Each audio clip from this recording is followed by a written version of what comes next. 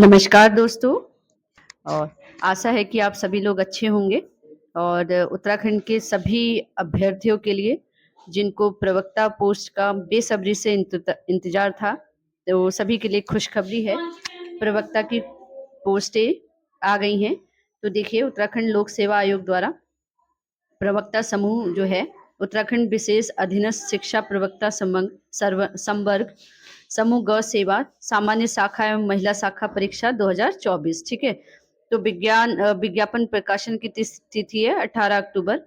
Online पत्र भरने की अंतिम तिथि है 7 नवंबर रात्रि 11:59 तक वेबसाइट जो है खुली रहेगी। तो प्लीज परीक्षा की लास्ट तिथि का इंतजार ना करें, समय रहते ही अपना फॉर्म भर दें। ठीक है। परीक्षा का जो शुल्क है वो net banking, debit card, credit card द्वारा जो है अंतिम तिथि तक जमा किया जा सकता है, यानी कि 7 नवंबर 2024 रात्रि 11:59 तक आपका जो है ऑनलाइन परीक्षा शुल्क आप क्या कर सकते हैं, जमा कर सकते हैं।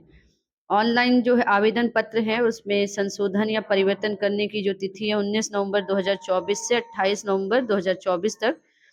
ठीक है। 28 नवंबर को रात्रि में 11:59 तक जो है आप अपना संशोधन कर सकते हैं। जो भी आवेदन पत्र में जो भी त्रुटियां होंगी उनको हम संशोधित कर सकते हैं। ठीक है। तो देखिए, जो महत्वपूर्ण निर्देश है पहले उनको देख लेते हैं।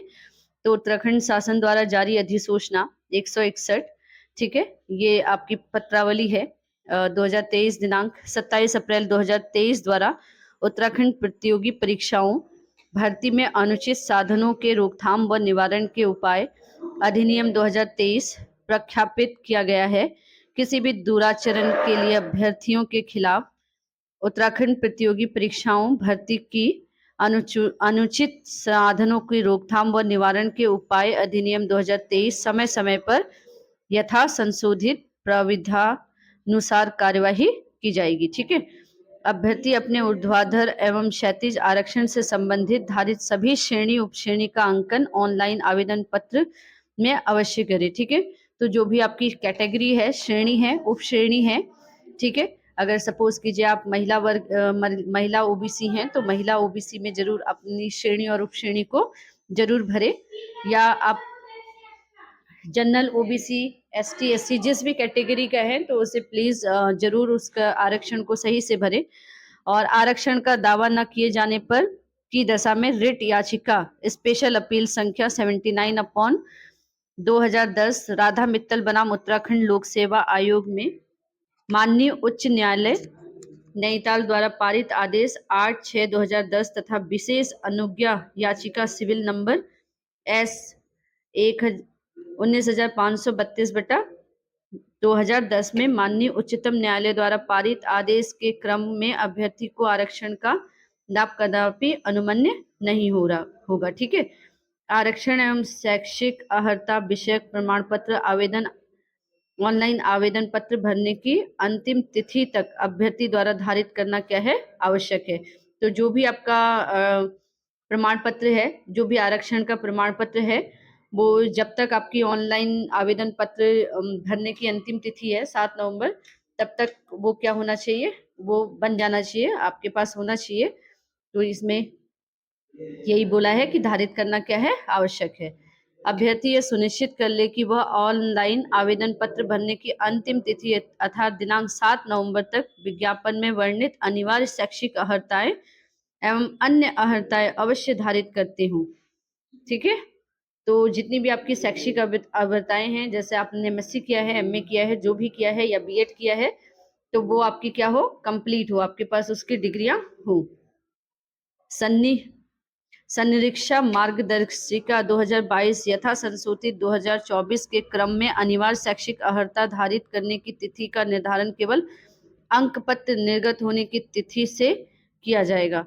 ठीक है। तो जो भी अनिवार्य शैक्षिक अर्हता है वो अंक पत्र में जो तिथि होगी उसकी डेट को देखते हुए माना जाएगा। ठीक है। अतः अभ्यर्थी ये सुनिश्चित कर ले कि ऑनलाइन आवेदन पत्र शैक्षिक अर्हता के विवरण में रिजल्ट डिक्लेरेशन डेट के कॉलम में संबंधित शैक्षिक अर्हता के अंक पत्र निर्गत होने की तिथि का अंकन हो। विज्ञापन की शर्तानुसार वांछित अर्हताओं की पुष्टि न होने पर अभ्यर्थी को अनअर्ह घोषित कर दिया जाएगा। ठीक है। अभ्यर्थी ऑनलाइन आवेदन करने से पूर्व विज्ञापन में वर्णित समस्त निर्देशों को भलीभांति अध्ययन कर ले। ठीक है। तो अच्छे से सारे निर्देशों को आप देख लें, समझ लें, और जिसमें भी डाउट है प्लीज कमेंट करके कमेंट बॉक्स में जरूर पूछें। ठीक है, हम आपके डाउट्स को क्लियर करेंगे। ऑनलाइन आवेदन पत्र को सही भरें। संपूर्ण आवेदन पत्र किसी भी स्थिति में अपूर्ण आवेदन पत्र किसी भी स्थिति में स्वीकार नहीं किए जाएंगे। ठीक है। अभ्यर्थी का अभ्यर्थन स्वतः ही निरस्त समझा जाएगा। अभ्यर्थी ऑनलाइन आवेदन करने हेतु अंतिम तिथि की प्रतीक्षा न करे। ठीक है। तो ऑनलाइन जो आवेदन पत्र है उनको समय रहते ही भर लीजिए, क्योंकि लास्ट में सर्वर बिजी, कभी नेट नहीं चलता है, बहुत सारी प्रॉब्लम हो जाती है। तो इसलिए उसे क्या कर लें, समय से ही पूर्ण कर लें।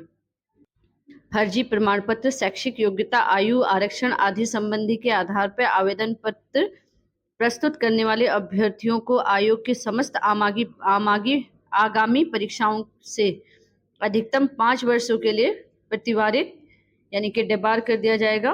साथ ही सुसंगत विधि के अंतर्गत ऐसे अभ्यर्थियों के विरुद्ध अभियोग भी दर्ज किया जाएगा। अभ्यर्थियों द्वारा प्रवेश पत्र पर पृथक से कुछ भी लिखना या लिखा होना अनुचित साधन की श्रेणी में आएगा। ठीक है। तो प्लीज कोशिश करें कि कोई भी फर्जी प्रमाण पत्र जो है इसमें ना लगाएं, उससे आप लोगों के लिए परेशानी हो सकती है और अधिकतम 5 वर्षों के लिए परीक्षा से क्या कर देंगे, ये लोग निष्कासित कर देगा आयोग आपको। तो इसलिए प्लीज फर्जी प्रमाण पत्रों का यूज ना करें और ओरिजिनल प्रमाण पत्र ही लगाएं। ठीक है। और प्रवेश पत्र में कुछ भी लिखें या कुछ भी कोई टिक, कोई पेन, कोई मार्क ना लगाएं। प्रश्नगत परीक्षा हेतु मात्र ऑनलाइन आवेदन पत्र एवं net banking, debit card, credit card, UPI के माध्यम से ही आवेदन शुल्क स्वीकार किया जाएगा। किसी अन्य प्रकार से किया गया आवेदन परीक्षा शुल्क स्वीकार नहीं किया जाएगा। यदि कोई अभ्यर्थी शुल्क जमा करने की अंतिम तिथि तक निर्धारित शुल्क जमा नहीं करता है अथवा निर्धारित शुल्क से कम शुल्क जमा करता है तो उसके आवेदन पत्र स्वतः ही निरस्त समझा जाएगा। ठीक है। तो आप ऑनलाइन आवेदन करने के लिए जो फीस है, net banking, debit card, credit card या यूपीआई के माध्यम से, फोन पे या गूगल पे या जो भी आप चलाते हैं उसके माध्यम से भी आप शुल्क, परीक्षा शुल्क को क्या कर सकते हैं, जमा कर सकते हैं। जो भी इसका निर्धारित शुल्क है उसे जमा कर सकते हैं। अगर उससे कम शुल्क आप जमा करते हैं तो आवेदन क्या हो जाएगा, स्वतः ही निरस्त हो जाएगा। ठीक है। ऑनलाइन आवेदन पत्र स्वीकार किए जाने की निर्धारित अंतिम तिथि समय के पूर्व तक आवेदन पत्र में त्रुटि होने पर अभ्यर्थी अपना आवेदन रद्द कर प्रश्नगत पद हेतु पुनः आवेदन कर सकता है, किंतु इस दशा में जमा किया गया शुल्क जो है वो वापस नहीं होगा। ठीक है। तो अगर आपके आवेदन पत्र में कोई त्रुटि हो गई है या फिर कोई गलत कुछ भर दिया है तो उसे आप क्या करेंगे, कैंसिल करके दोबारा से फॉर्म भर सकते हैं, लेकिन जो भी आपने शुल्क अगर जमा कर दिया है तो वो क्या होगा, वापस नहीं होगा। ठीक है। और संशोधित नवीन ऑनलाइन आवेदन पत्र के सापेक्ष पुनः आवेदन शुल्क क्या करना होगा, उन्हें दोबारा से आवेदन शुल्क जमा करना होगा। ऑनलाइन आवेदन पत्र की अंतिम तिथि तक आवेदन प्रक्रिया पूर्ण होने के पश्चात ऑनलाइन आवेदन में अभ्यर्थियों द्वारा की गई प्रविष्टियों में संशोधन परिवर्तन किए जाने हेतु केवल एक बार पुनः लिंक को क्या करा जाएगा, खोला जाएगा। ठीक है। एडिट या करेक्शन के लिए अभ्यर्थीगण आवेदन पत्र की समस्त प्रविष्टियों को अत्यंत सावधानी पूर्वक भरें। ऑनलाइन आवेदन की प्रविष्टियों के अंतर्गत अभ्यर्थी का नाम, जन्म तिथि, श्रेणी, उपश्रेणी, लिंग आदि संशोधन हेतु अंतिम तिथि के उपरांत मात्र एक बार अवसर प्रदान किया जाएगा। ठीक है। जो भी आपने बाय चांस कोई मिस्टेक हो गई है श्रेणी, उपश्रेणी या फिर जेंडर में और या फिर नाम में, जन्म में, तिथि में, ठीक है, तो आपको एक बार इसके लिए करेक्शन के लिए, त्रुटि के लिए आपको वेबसाइट मौका देगा, लेकिन उस बार बार ऐसा मौका नहीं देगा, बार बार ऐसा अवसर वो नहीं देगा। विज्ञापन के बिंदु संख्या 12 संशोधन परिवर्तन प्रक्रिया में उल्लेखित प्राविधानुसार ऑनलाइन आवेदन पत्र में अभ्यर्थियों द्वारा संशोधन परिवर्तन किया जाएगा। अभ्यर्थियों को सचेत किया जाता है कि उक्त संशोधन या परिवर्तन का अवसर प्रदान करने के उपरांत किसी भी दशा में अभ्यर्थी द्वारा उनके द्वारा ऑनलाइन आवेदन पत्र में अंकित किसी भी प्रविष्टि या दावे को संशोधन परिवर्तन करने के अनुरोध पर आयोग द्वारा विचार नहीं किया जाएगा। अगर गलत आपने फिर भी ऑनलाइन आवेदन पत्र भर दिए हैं तो कोई भी फिर दोबारा से अगर त्रुटि हो जाती है तो उसमें आयोग जो है फिर से मान्य नहीं करेगा। ऑनलाइन आवेदन में किसी महिला अभ्यर्थी द्वारा पुरुष अथवा किसी पुरुष अभ्यर्थी द्वारा महिला का दावा किए जाने पर उसका अभ्यर्थन स्वतः ही नष्ट हो जाएगा, है ना, निरस्त हो जाएगा। ठीक है। आवेदन के प्रारंभिक चरण में ऑनलाइन आवेदन पत्र की प्रिंट आउट प्रति किसी भी प्रकार का प्रमाण पत्र आयोग के कार्यालय में जमा प्रेषित करने की आवश्यकता नहीं है। अभ्यर्थी ऑनलाइन आवेदन पत्र का प्रिंट आउट भविष्य में आयोग से किए जाने वाले पत्राचार व अन्य आवश्यक साक्ष्य प्रयोग के हेतु अपने पास क्या रखे, उसे सुरक्षित रखे। प्रश्नगत पदों हेतु निर्धारित परीक्षा योजना पाठ्यक्रम के अनुसार स्क्रीनिंग परीक्षा वस्तुनिष्ठ इस प्रकार की होगी एवं विषयवार परीक्षा लिखित परीक्षा वस्तुनिष्ठ इस प्रकार का आयोजन किया जाएगा। आयोग द्वारा मांगे जाने पर स्क्रीनिंग परीक्षा वस्तुनिष्ठ एवं विषयवार परीक्षा लिखित परीक्षा वस्तुनिष्ठ प्रकार में सफल घोषित अभ्यर्थियों को ऑनलाइन आवेदन पत्र में किए गए दावों की पुष्टि हेतु ऑनलाइन आवेदन पत्र स्वतः हस्ताक्षरित प्रिंट आउट के साथ अनिवार्य शैक्षिक अर्हता अधिमानी अर्हता आरक्षण आदि संबंधी समस्त प्रमाण पत्रों की हस्ताक्षरित छायाप्रति आयोग के कार्यालय में निर्धारित तिथि को प्रस्तुत किया जाना अनिवार्य होगा, अन्यथा किसी भी स्थिति में अभ्यर्थन निरस्त माना जाएगा। ठीक है। अब देखिए, जो भी आपने विज्ञापन में जो भी आपने आवेदन पत्र में अभ्यर्थी ने जो भी दावा किया है, जो भी उसने फॉर्म भरा है, अगर क्या कहते हैं उसमें कोई कमी पाई जाती है तो उन्हें क्या कर दिया जाएगा, उन्हें डिस्क्वालिफाइड स्वतः ही कर दिया जाएगा। ठीक है। अब जो भी हमारी ऑनलाइन जो वस्तुनिष्ठ प्रकार की परीक्षा होगी उसमें अभ्यर्थियों को ऑनलाइन आवेदन पत्र में किए गए दावों से संबंधित अभिलेख यथा शैक्षणिक आरक्षण आदि का आयोग द्वारा सत्यापन उत्तराखंड लोक सेवा आयोग संनिरीक्षा मार्गदर्शिका 2022 के भाग 9 में उल्लिखित प्राविधानों के अनुसार किया जाएगा। ऑनलाइन आवेदन पत्र में किए गए दावों की पुष्टि हेतु नियत तिथि पर वांछित अभिलेख उपलब्ध न कराने पर अभ्यर्थी को प्रश्नगत परीक्षा हेतु अनहर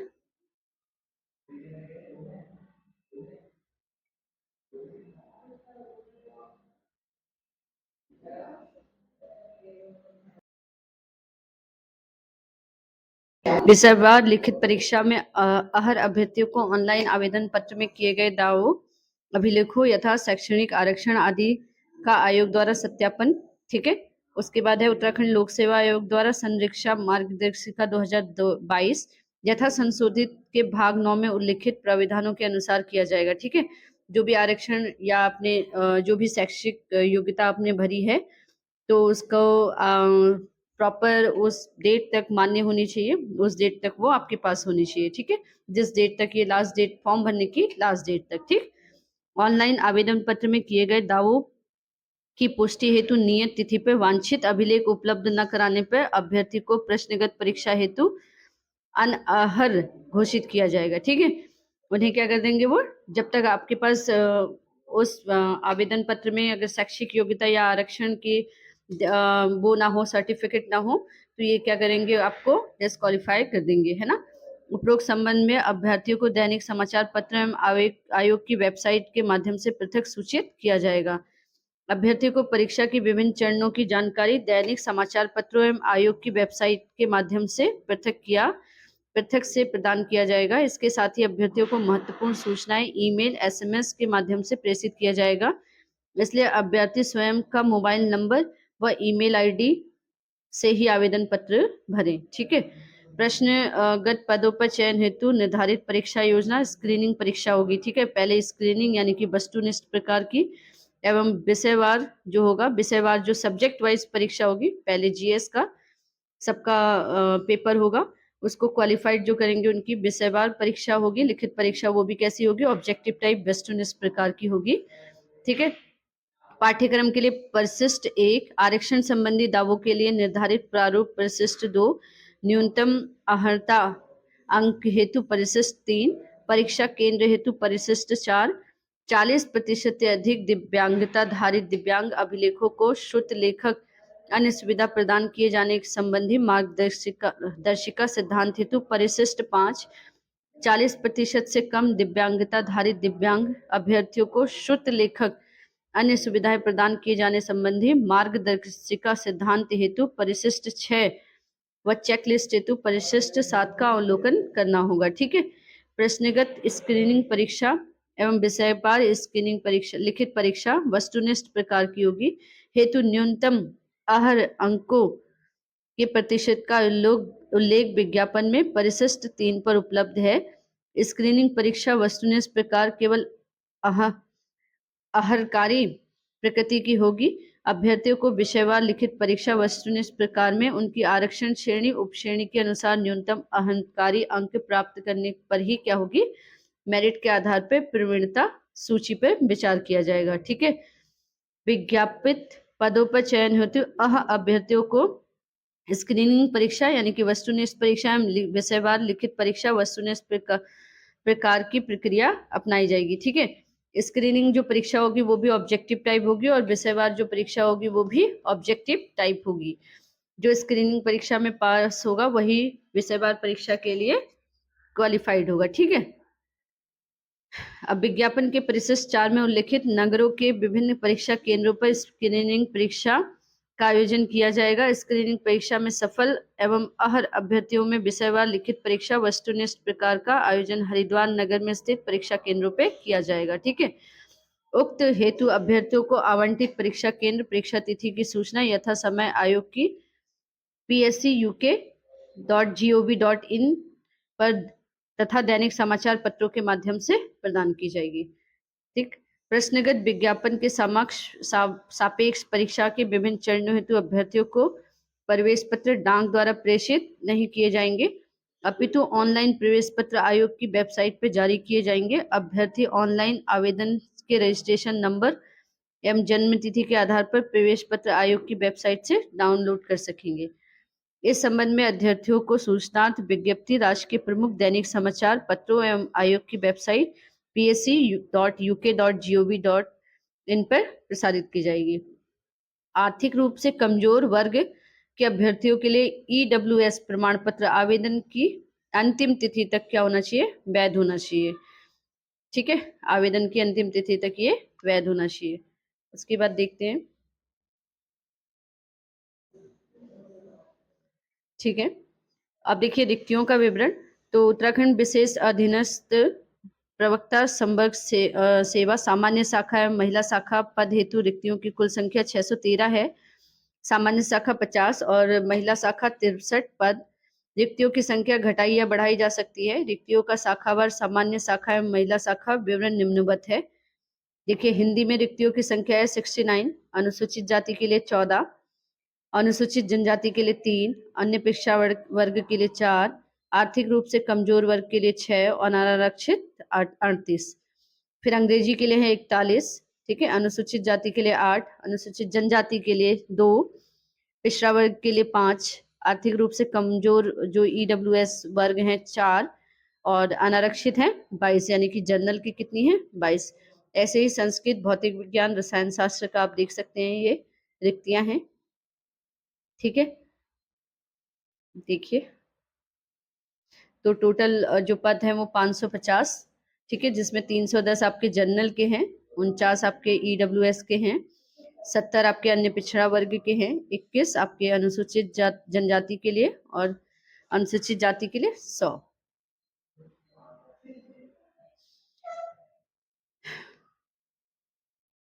देखिए 37 आरक्षण जो है ये आपके आरक्षण की दृष्टि से ये आपका वैकेंसी रिक्तियां हैं, रिक्तियों की संख्या है।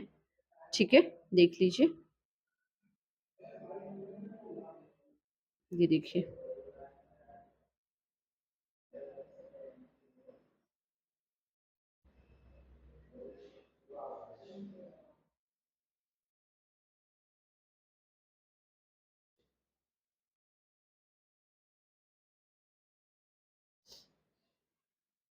ये देखिए।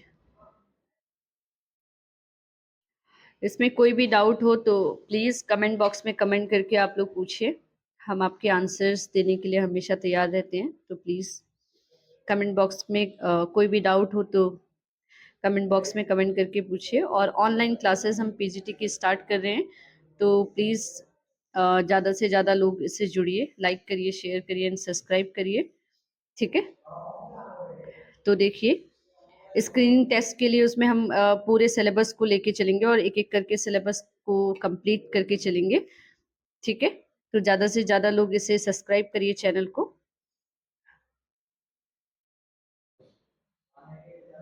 न्यूनतम आयु जो है वो कितनी है, 21 से 42 वर्ष तक, और आरक्षण के हिसाब से क्या होगा, उस छूट मिलेगी उसमें आयु में, एसटी एससी ओबीसी के लिए 5 साल की, ठीक है। अब देखिए समाजशास्त्र, भूगोल, अर्थशास्त्र, इतिहास, भौतिक शास्त्र, रसायन शास्त्र, गणित और अंग्रेजी के लिए क्या करना है, किसी भी विद्यालय से विश्वविद्यालय से स्नातकोत्तर यानी कि आपका एमए एमएससी जो भी किया है, एमकॉम, वो होना चाहिए, और साथ में आपका बीएड या फिर एलटी का डिप्लोमा होना चाहिए। फिर प्रवक्ता नागरिक शास्त्र है, एमए होना चाहिए नागरिक शास्त्र से, है ना, और एलटी और बीएड का क्या होना चाहिए, डिप्लोमा होना चाहिए। ऐसे ही जीव विज्ञान का, ठीक है, इसमें आपका है भारत के विधि द्वारा स्थापित किसी विश्वविद्यालय से वनस्पति विज्ञान, जंतु विज्ञान या एडवांस जंतु विज्ञान का में क्या होना चाहिए, स्नातकोत्तर की उपाधि होनी चाहिए। और आपका राष्ट्रीय या सरकार से मान्यता प्राप्त प्रशिक्षण संस्थान या महाविद्यालय से एलटी डिप्लोमा या फिर क्या होना चाहिए, बीएड की डिप्लोमा होना चाहिए, डिग्री होना चाहिए, उपाधि। प्रवक्ता कैसे कौन है, हिंदी, तो हिंदी में भी आपका एमए होना चाहिए, और आपका क्या होना चाहिए, आपका एलटी या फिर बीएड का डिप्लोमा डिग्री आपके पास होनी चाहिए। फिर प्रवक्ता संस्कृत, कला, अच्छा प्रवक्ता कला के लिए देखिए यहाँ पे स्पेशल वो किया गया है।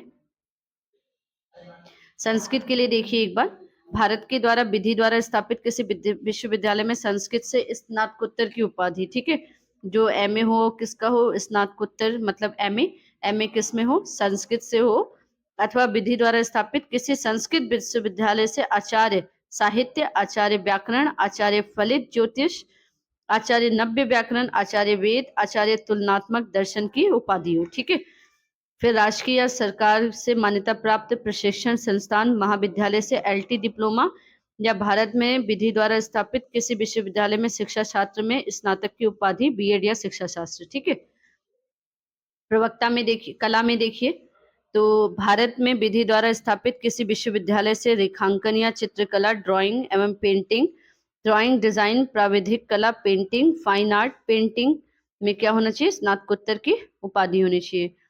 ऐसे ही एग्रीकल्चर में क्या होना चाहिए, कृषि से आपका एमएससी होना चाहिए, और किसी मान्यता प्राप्त विश्वविद्यालय से या संस्थान से एलटी या फिर बीएड की डिग्री होनी चाहिए, है ना। गृह विज्ञान में भी ऐसे ही है और वाणिज्य में भी, ठीक। अब देखिए आयु गणना जो होगी, तो आयु गणना जो न्यूनतम है 21 वर्ष से अधिकतम 42 वर्ष तक है, ठीक है। 1 जुलाई 2024 तक की जाएगी। 1 जुलाई 2024 को अभ्यर्थी की आयु न्यूनतम 21 वर्ष और अधिकतम 42 वर्ष से अधिक नहीं होनी चाहिए, अर्थात अभ्यर्थी का जन्म 2 जुलाई 1982 से पूर्व और 1 जुलाई 2003 के पश्चात का नहीं होना चाहिए, ठीक है।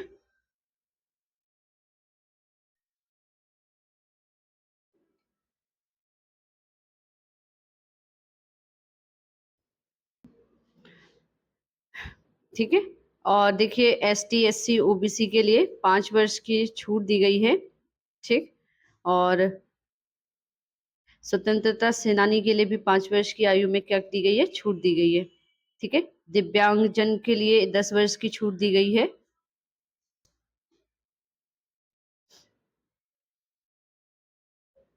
देखिए यदि अभ्यर्थी एक से अधिक उपश्रेणी का दावा करता है तो वो केवल एक ही उपश्रेणी जो उसके लिए अधिक लाभदायक होगी का लाभ पाने का पात्र होगा, ठीक है।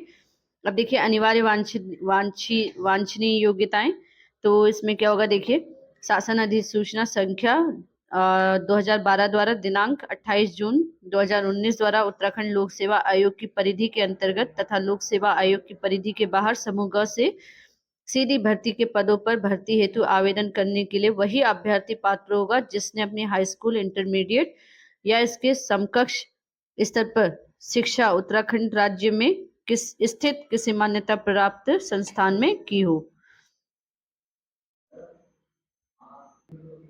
परंतु यह है कि सैनिक अर्धसैनिक बलों में कार्यरत राज्य सरकार अथवा उसके अधीन स्थापित किसी राष्ट्रीय अर्धशासकीय संस्था में नियमित पदों पर नियमित रूप से नियुक्त कार्मिकों एवं केंद्र सरकार अथवा केंद्र सरकार के सार्वजनिक उपक्रमों में नियमित पदों पर नियमित रूप से उत्तराखंड में कार्यरत ऐसे कर्मी जिनकी सेवाएं उत्तराखंड से बाहर स्थानांतरित नहीं की गई हैं, स्वयं अथवा उनके पति पत्नी जैसी भी स्थिति में हो, उनका पुत्र एवं पुत्री राज्याधीन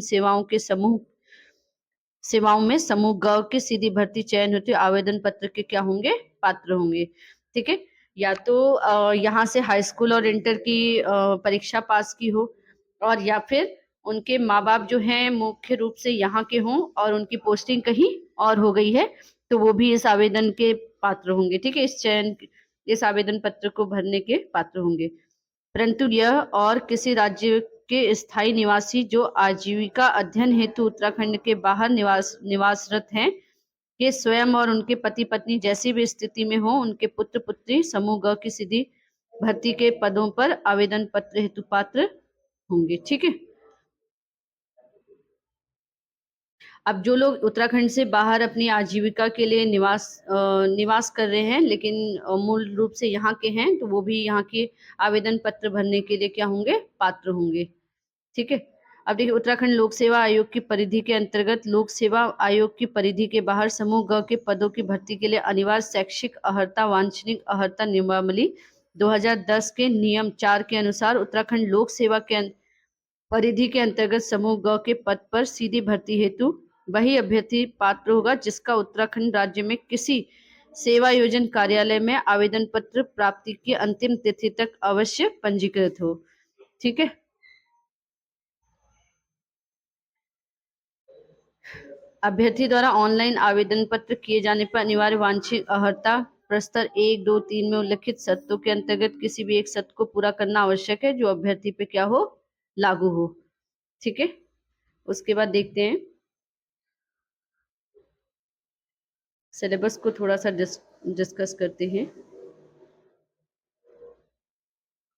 अब ये प्रोसेस है, आप जब भी फॉर्म भरें तो इसकी आवेदन और प्रोसीजर टू अप्लाई ऑनलाइन, तो इसको जरूर पढ़ें और स्टेप वाइज स्टेप इसको फॉलो करें। ठीक है।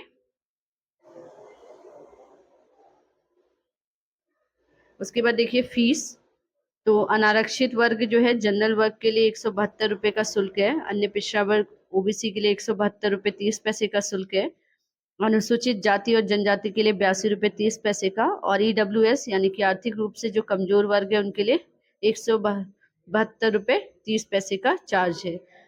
दिव्यांगजन से कोई शुल्क नहीं लिया जाएगा, और अनाथ बच्चों से दिव्यांगजन से 22 रुपये 30 पैसे का, और अनाथ बच्चों से कोई भी शुल्क नहीं लिया जाएगा। ठीक है।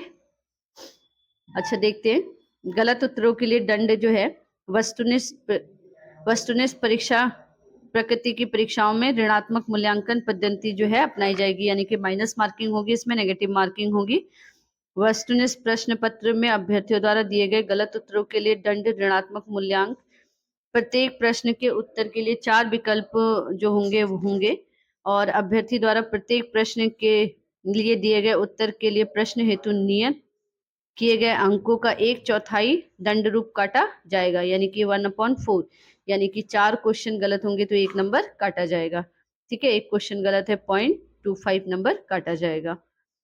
किसी प्रश्न पर यदि अभ्यर्थी एक से अधिक उत्तर देता है तो उसे क्या माना जाएगा? गलत माना जाएगा। अगर एक से ज्यादा आपने टिक लगा दिए हैं तो भी वो उत्तर क्या माना जाएगा? गलत माना जाएगा। यदि दिए गए उत्तरों में एक उत्तर सही भी हो, फिर भी उस प्रश्न के लिए उपरोक्तानुसार उसी तरह का दंड दिया जाएगा। ठीक है। अगर आपने गलत, मान लीजिए 2 टिक लगा दिए हैं, उसमें से एक सही भी होगा तो भी वो क्या होगा? गलत ही माना जाएगा। ठीक है। और ये देखिए,